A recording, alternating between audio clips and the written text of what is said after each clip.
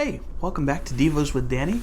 And today we're going to take a look at James chapter 4, starting in verses 13 and going all the way down to verses 6 of chapter 5. So we're going to kind of do a cross-chapter section today.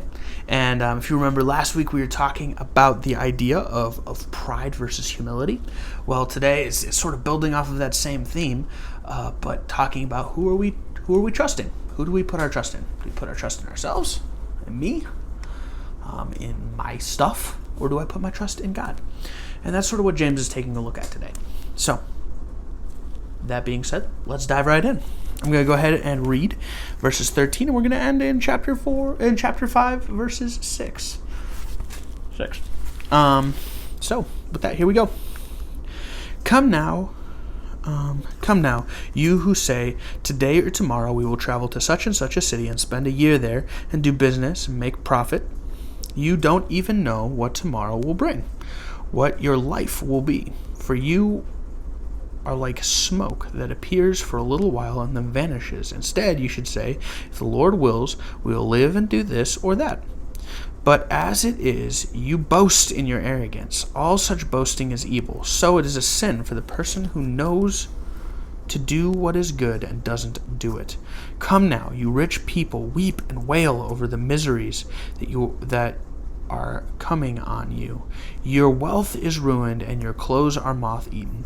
Your silver and gold are corroded, and their corrosion will be a witness against you and will eat your flesh like fire. You stored up treasures in the last days. Look, the pay that you withheld from your workers that reaped your fields, and it cries out, and the outcry of the harvest has reached the ears of the Lord of hosts. You lived luxuriously on the land and have indulged yourselves. You have fattened your hearts for the day of the slaughter. You have condemned, you have murdered the righteous man. He does not resist you. So, as we look at this, the first thing sort of that James kind of takes a look at, he says, hey, all of you guys who are busy making a plan, think about this. Think about this. You are sitting here making a plan about how we're going to buy this thing in this city and go over here to this city and we're going to make this money, right? And what he's probably talking about is traders, people who are trader or who are engaged in business, right? And they're saying, hey, we're going to buy, rules of supply and demand. We're going to buy here in this city this object that is in high supply over here in this city, and we're going to go to a city where there is not much supply, where there is a high demand, and we're going to sell it there for a little bit more price, and we're going to get a profit. And he's saying, look, you're making all these proposals of how brilliant your strategies are, and you're bragging about how great your ideas are, and how when we make this much money, we can spend it on this and make more money. And they're making all these plans on how they are going to get more profit.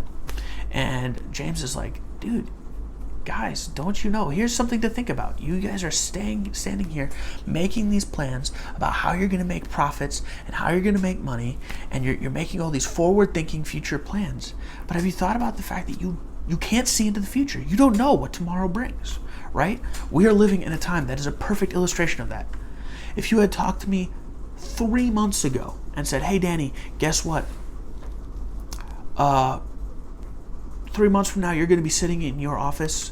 You're going to be sitting in your room at home filming videos for students because you can't do youth group anymore and you can't see students in person anymore because we're all going to be quarantined because of some crazy disease coming out of China. I would have told you, you are ridiculous. I would have said, you're crazy. There's no way that that's what would be happening.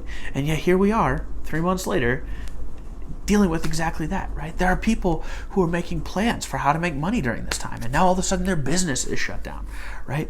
People are losing money, they're losing their jobs. Nobody was able to predict this situation, right? And James is just kind of pointing that out. But in his context, right, he's saying, look, you don't know what tomorrow brings. You might get hit by a truck, dude. You can't know. Coronavirus might sweep across the Roman Empire and you would never know. You don't even know what coronavirus is. He's saying, look, you can't rely on that. Instead, you say, if God wills it, if it's in God's plan, I'm going to do this, I'm going to do that, I'm going to do this other thing. And as we look at that, like, it's tempting to say, oh, well, so why even bother making a plan? And God's not saying don't make a plan, right? Because God also does want us to be responsible with the stuff that we've been given, right? He wants us to behave responsibly with the gifts that we've been given. And that includes our money, right? That includes our stuff. That's stuff that he's given to us and he wants us to use effectively, right? And so obviously we're supposed to make plans, right? But the idea is, what are we relying on? Where is our hope? Where is ultimately what are we placing most of our trust in? Are we placing our trust in our plans, right? Am I placing my trust in my brilliant strategies and the money, making more money, putting money into my business to make more money? Am I trusting on money? Am I trusting on my plans? Or am I trusting on God, right? And it's not just make a plan and then sort of like magic words at the end say, well, if God wills it, I'm going to do this and this and this and this. And then if God wills it, yeah, that's what's going to happen. Like, no, that's not how that works either. Like, obviously, it's an attitude of the heart, right? And it says, hey, look, this is the plan that I put forward. If God wants to change that, I'm flexible to change. And my hope ultimately isn't on myself and my plans. My hope is on God and what God is doing, right? So James then takes that further. He goes further and he applies it specifically to wealthy people in the church. And he says, come now, you rich people, weep and wail over the miseries that are coming on you. Your wealth is ruined and your clothes are moth-eaten. Your silver and gold are corroded, and their corrosion will be a witness against you and will eat your flesh like fire. You stored up treasures in the last day. Look, the pay that you withheld from the workers who reaped your fields cries out, and the outcry of the harvesters has reached the ear of the Lord of hosts. Right? So he's speaking directly to wealthier individuals, and he says, look, where is your trust? Like, what are you relying on? What are you placing most of your trust on? Are you placing your trust on your money, or are you placing your trust on God?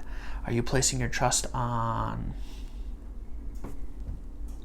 God, or are you placing your trust on your stuff, on your things, on your wealth, on your clothes, on your goods? Because these people that he's talking to obviously are placing their trust on their stuff, on their money, on their wealth. He says, look, your wealth eventually is going to go away. Those fancy clothes that you have, the fancy textiles that you have, which were a huge mark of wealth and status in the Roman world. He says those are eventually, moths are going to get to that. They're going to get old. They're going to get gross, they're going to get nasty, and nobody's going to want to wear them. I mean, I know that if I see some of the clothes that my parents wore back when they were in their 20s, I'm like, no, I don't want to wear that either.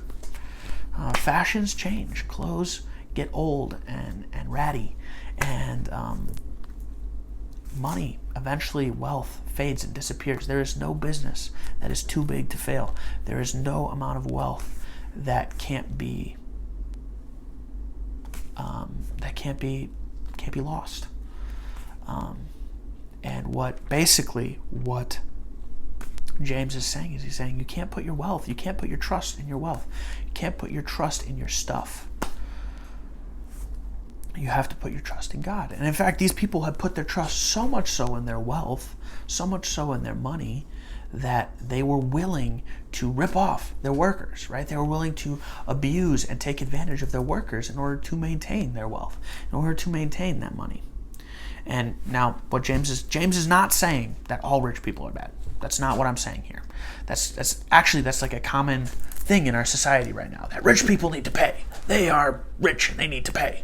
And they're bad. All rich people are bad and they're just exploitative capitalists. And that's not at all what James is saying, right? Like, James is not advocating for a communist revolution here.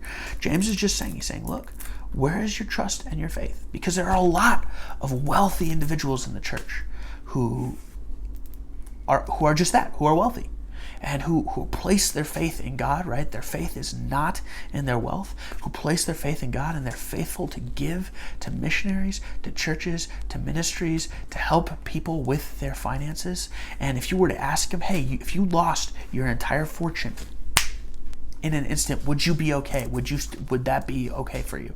And they say, yeah, it would hurt, but in the end, I still have Jesus, right? Their faith is in God. And so this isn't just James saying, hey, all rich people are evil, all rich corporations are bad, right? That's not what James is saying here. What James is saying is, hey, where is your faith? Where is your hope? Do you rely on your wealth for security, or do you rely on Jesus for your security? Because if you're relying on your wealth and your physical stuff for security, then you know what? Then it's really easy for you to take advantage of other people in your life to gain more physical stuff, right? That's easy. It's easy to do. It's not a very hard compromise to make if your primary goal is wealth and stuff. And Jesus says, hey, look, you're going to be, James says, you're going to be judged for that. God is going to come and he's going to judge you for that. For A, for taking advantage of people to gain the wealth, and B, for not having placed your trust in him. And so I think that this is really relevant to us right now, because right now we're in a situation that is full of uncertainty, right? Like I said, that first part of chapter 4 super applies to us right now. I guess the back half of chapter 4. The first part of our section today, back half of chapter 4. It super applies to us right now because we are in a situation that is full of uncertainty. Do we know whether or not next month the government's going to let us go back and end quarantine? We don't know. Could it be that in a month from now, that in the next month, we'll be able to go back to the shopping malls? Maybe, but maybe not. We don't know. It's just full of uncertainty. And right now, in this time of uncertainty, like, nobody knows what's going on. Nobody knows where they can rely on and where they can turn to. And the fact of the matter is, we have that answer. We can rely on Jesus. He is with us. He is our certainty and our rock in the midst of this sort of crazy time. And so if you find yourself worrying and going, I can't make a plan for the future. I can't plan ahead. I can't plan ahead for college visits. I can't plan ahead for what I'm going to do over the summer. Maybe all of my summer plans are going to be disrupted. We had a great vacation planned. Hey, maybe I'm not going to be able to hang out with my friends the way I wanted to over the summer. Or, oh my goodness, I'm not going to be able to go to my friend's graduation party or the end of the year dance or whatever. I don't know what it is, but whatever plans are upset, and if that's causing you anxiety right now, know that your faith is placed on God, right? And he will come through for you, and he will be there with you, and he is constant. And your faith is not on your stuff. Your faith is not on other things. It's totally and completely on God, and he's got your back, even in the middle of coronavirus. So that's my challenge for you guys today. Hey, I love you guys. I miss you guys. I hope that next month everything will be opened up again, so that we can hang out some more, and you can see me in person and not over the silly video. So see you guys.